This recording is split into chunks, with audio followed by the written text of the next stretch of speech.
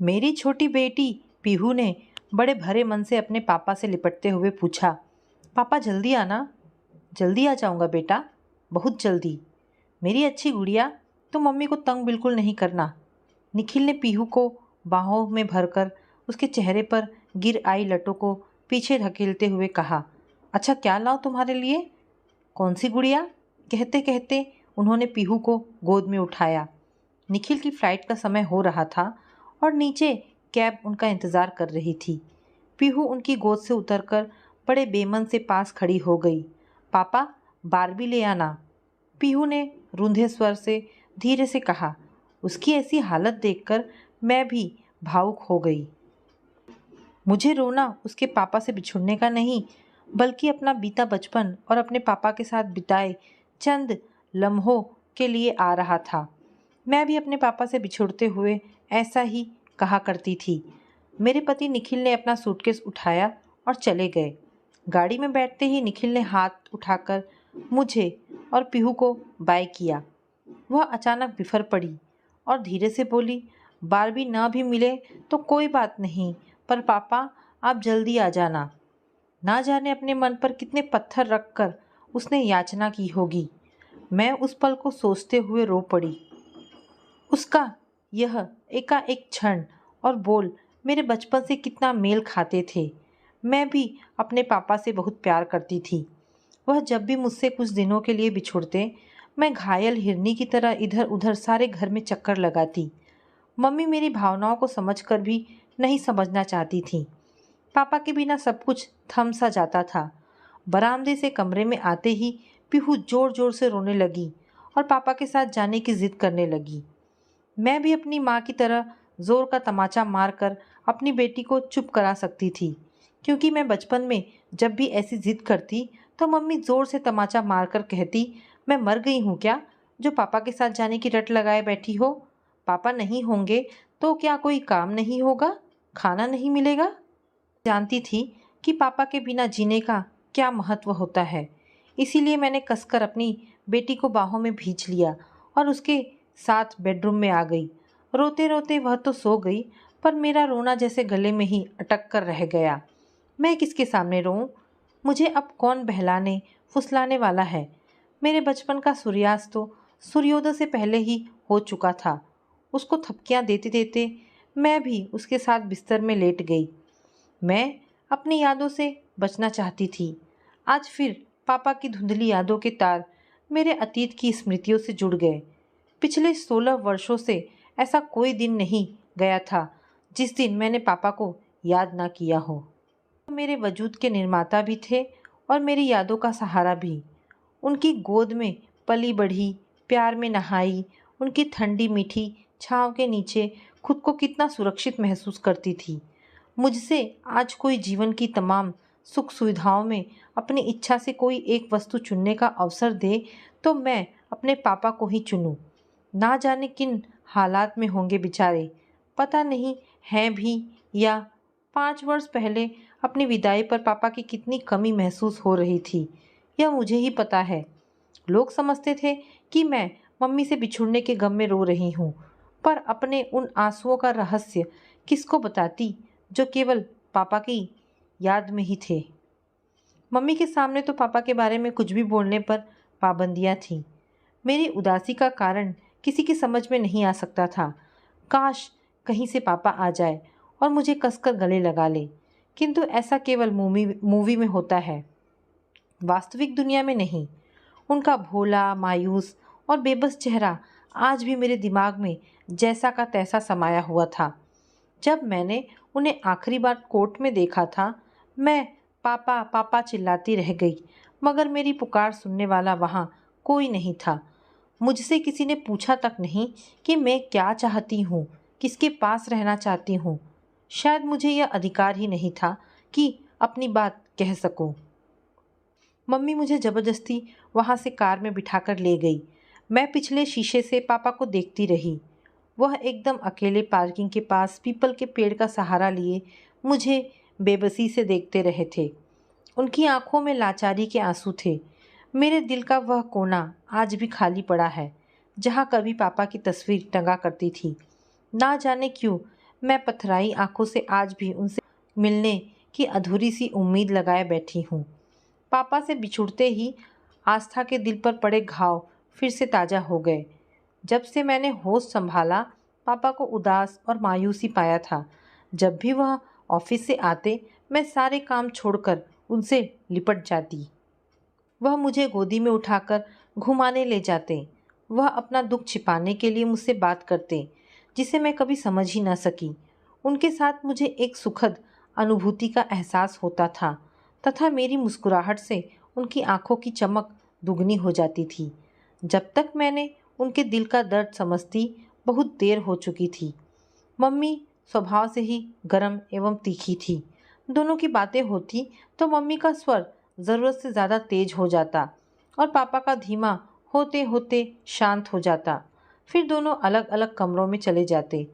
सुबह तैयार होकर मैं पापा के साथ बस स्टॉप तक जाना चाहती थी, पर मम्मी मुझे घसीटते हुए ले जाती।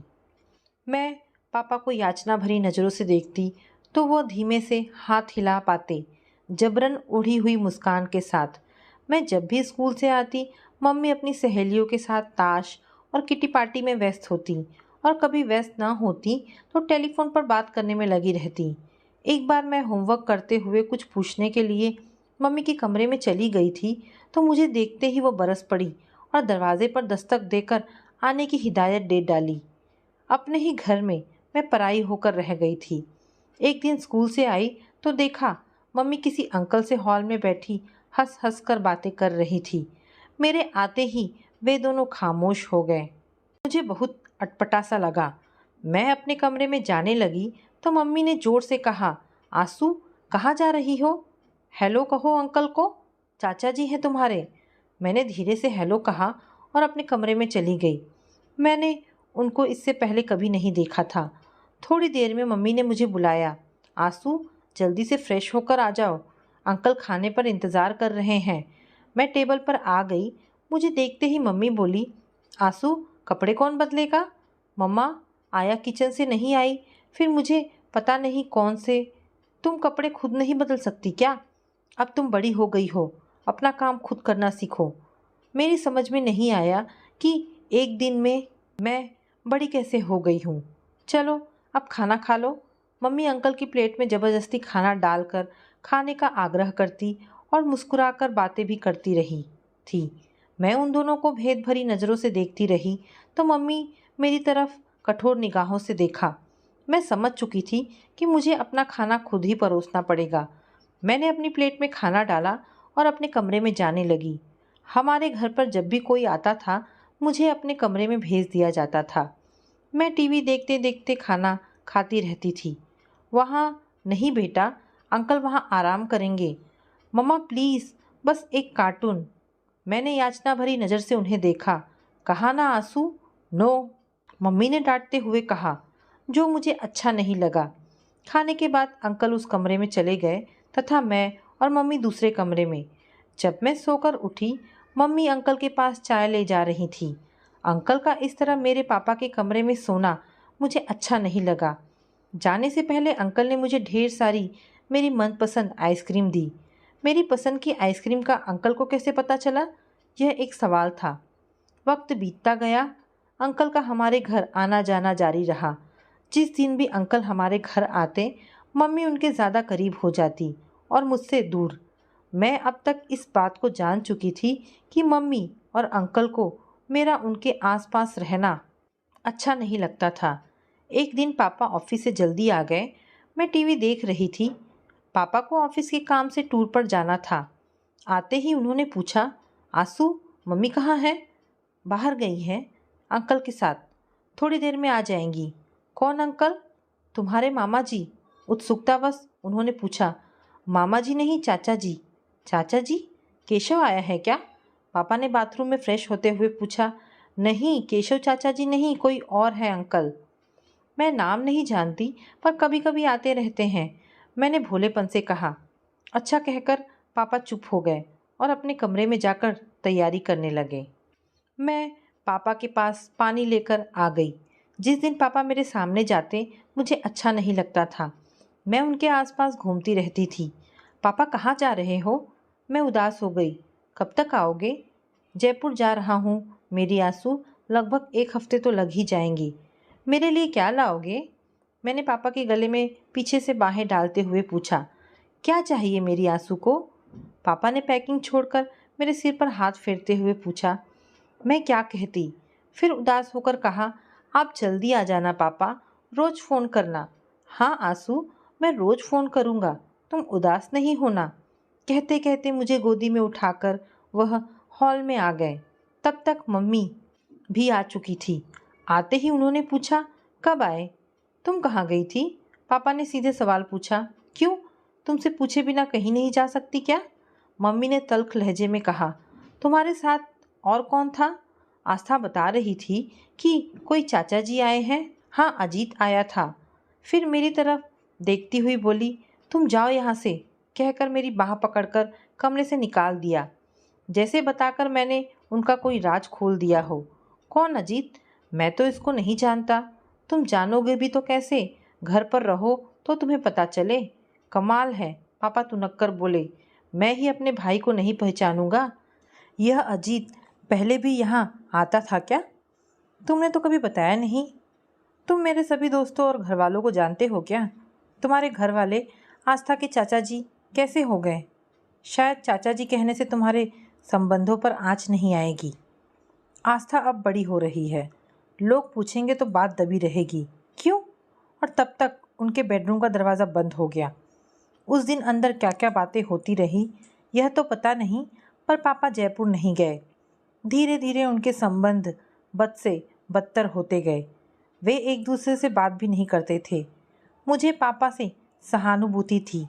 पापा को अपने व्यक्तित्व का अपमान बर्दाश्त नहीं हुआ और उस दिन के बाद वह तिरस्कार सहते सहते एकदम अलग से हो गए।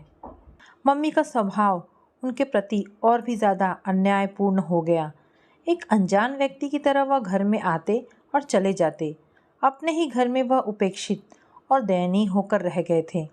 मुझे धीरे धीरे यह समझ में आने लगा कि पापा मम्मी के तानों से परेशान थे और इन्हीं हालात में वह जीते मरते रहे। किंतु मम्मी को इस बात से कोई फ़र्क नहीं पड़ा। उनका पहले की तरह किटी पार्टी, फ़ोन पर घंटों बातें, सच संवर कर आना जाना जारी रहा। किंतु शाम को पापा के आते ही माहौल एकदम गंभीर हो जाता। एक दिन वही हुआ जिसका मुझे डर था। पापा शाम को आए, चेहरे से परेशान और थोड़ा गुस्से में थे। पापा ने मुझे अपने कमरे में जाने के लिए कहकर मम्मी से पूछा, तुम बाहर गई थी क्या? मैं फ़ोन करता रहा था, तुमने रिसीव नहीं किया। इतना परेशान क्यों होते हो? मैंने तुम्हें पहले भी बताया था कि मैं आज़ाद विचारों की हूँ। मुझे तुमसे पूछ कर जाने की ज़रूरत नहीं है। तुम मेरी बात का उत्तर दो। पापा का स्वर ज़रूरत से ज़्यादा ऊंचा था। पापा के गर्म तेवर देखकर मम्मी बोली, बहन के साथ घूमने गई थी। यही है तुम्हारी बहन? कहते हुए पापा ने एक फ़ोटो निकाल कर दिखाया जिसमें वह अजीत अंकल के साथ उनका हाथ पकड़े घूम रही थी। मम्मी फ़ोटो देखते ही बुरी तरह घबरा गई, पर बात बदलने में वह माहिर थी। तो तुम ऑफिस जाने के बाद मेरी जासूसी करते रहते हो? मुझे कोई शौक़ नहीं है। वह तो मेरा एक दोस्त वहाँ घूम रहा था, मुझे चिढ़ाने के लिए उसने तुम्हारा फ़ोटो खींच लिया। बस यही दिन रह गया था देखने को। मैं साफ साफ कह देता हूँ, मैं यह सब नहीं होने दूंगा। तो क्या कर लोगे तुम? मैं क्या कर सकता हूँ? यह बात तुम छोड़ो, पर तुम्हारी इन गतिविधियों और आज़ाद विचारों का आस्था पर क्या प्रभाव पड़ेगा? कभी इस पर भी सोचा है?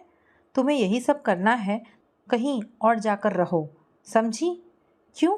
मैं क्यों जाऊँ? यहाँ जो कुछ भी है मेरे घर वालों का दिया हुआ है।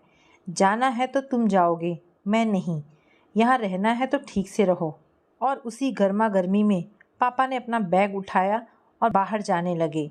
मैं पीछे पीछे पापा के पास भागी और धीरे से कहा, पापा। वह एक क्षण के लिए रुके, मेरे सिर पर हाथ फेरकर मेरी तरफ देखा। उनकी आंखों में आंसू थे। भारी मन और उदास चेहरा लिए वह वहाँ से चले गए। मैं उन्हें रोकना चाहती थी, पर मम्मी का स्वभाव और आंखें देखकर मैं डर गई। मेरे बचपन की शोखी और नटखटपन भी उस दिन उनके साथ ही चला गया।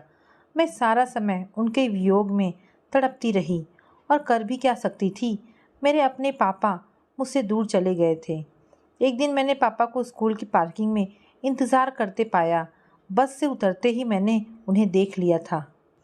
मैं उनसे लिपटकर बहुत रोई और पापा से कहा कि मैं उनके बिना नहीं रह सकती।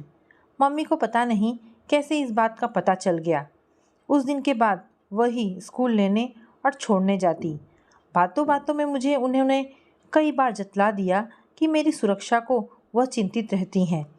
सच यह था कि वह चाहती ही नहीं थी कि पापा मुझसे मिले। मम्मी ने घर पर ही मुझे ट्यूटर लगवा दिया ताकि वह यह सिद्ध कर सके कि पापा से बिछुड़ने का मुझ पर कोई प्रभाव नहीं पड़ा। तब भी कोई फ़र्क नहीं पड़ा तो मम्मी ने मुझे हॉस्टल में डालने का फ़ैसला किया। इससे पहले कि मैं बोर्डिंग स्कूल में जाती, पता चला कि पापा से मिलवाने मम्मी मुझे कोर्ट ले जा रही हैं। मैं नहीं जानती थी कि वहाँ क्या होने वाला है, पर इतना अवश्य था कि मैं वहाँ अपने पापा से मिल सकती हूँ। मैं बहुत खुश हुई। मैंने सोचा इस बार पापा से ज़रूर मम्मी की जी भरकर शिकायत करूँगी। मुझे क्या पता था कि पापा से यह मेरी आखिरी मुलाकात होगी। मैं पापा को ठीक से देख भी ना पाई कि अलग कर दी गई। मेरा छोटा सा हरा भरा संसार उजड़ गया और एक बेनाम सा दर्द कलेजे में बर्फ़ बनकर जम गया। मम्मी के भीतर की मानवता और नैतिकता शायद दोनों ही मर चुकी थी, इसीलिए वह कानूनन उनसे अलग हो गई। धीरे धीरे मैंने स्वयं को समझा लिया कि पापा अब मुझे कभी नहीं मिलेंगे। उनकी यादें समय के साथ धुंधली तो पड़ गई पर मिटी नहीं। मैंने महसूस कर लिया कि मैंने वह वस्तु हमेशा के लिए खो दी है जो मुझे प्राणों से भी ज़्यादा प्यारी थी। रह रहकर मन में